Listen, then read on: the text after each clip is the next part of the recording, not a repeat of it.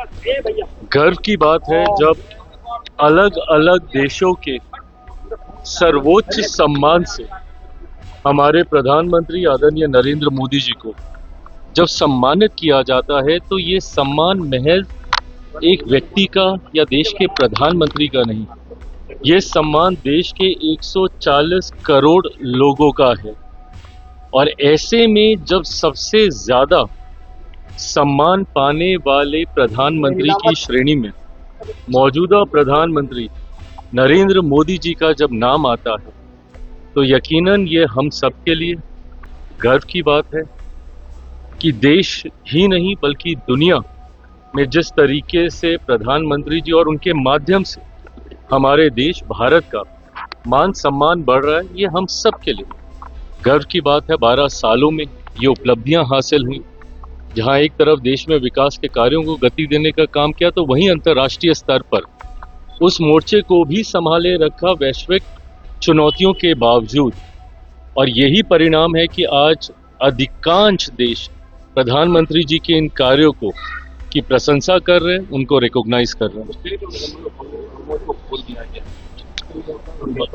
बिल्कुल सही। अब जिस तरीके से उम्मीद हम लोग रख ही रहे थे कि ईरान, इजरायल और अमेरिका के बीच में जिस तरीके से परिस्थितियां बनी हुई थी, जल्द उसका कोई समाधान निकले, खुशी की बात है ये, क्योंकि कहीं ना कहीं परेशानियां अब बढ़ने लगी थी। ऐसे में स्टेट ऑफ हॉर्मुज को लेकर खास तौर पर चिंताएं लंबे समय से हमारी ही नहीं, कई देशों की थी। मुझे लगता है कि अब उसका समाधान हो जाएगा। सर, रोशन आनंद और खान सर के विवाद के बीच तेजस्वी यादव ने मुख्यमंत्री को पत्र लिखा है और उनसे जांच की मांग की है। देखिए, जांच तो हो ही रही है और जांच होनी भी चाहिए। सत्य सामने आना चाहिए, कहाँ कौन दोषी, किस वजह से ये पूरा घटना चक्र घटा, वो जरूर सामने आना चाहिए। कोचिंग माफिया की बात हो रही है, क्या बिहार में कोचिंग माफिया पनप रहे हैं? देखिए, मैं माफिया जैसा शब्द शिक्षा के साथ नहीं जोड़ना चाहूंगा, पर हाँ, कहीं ना कहीं कुछ गड़बड़ियां तो हुई हैं जिसकी वजह से स्थिति असहज हुई है। मैं मानता हूं कि ये जांच का विषय है, बच्चों के भविष्य से जुड़ा हुआ विषय है, जरूर जांच होकर इसका समाधान निकलना चाहिए। रोशन आनंद है, उनके भाई हैं, उनकी नेपाल में मृत्यु हो गई, उसके बाद कहा जा रहा है कि वो कोचिंग विवाद में एक निर्दोष की मौत हो गई।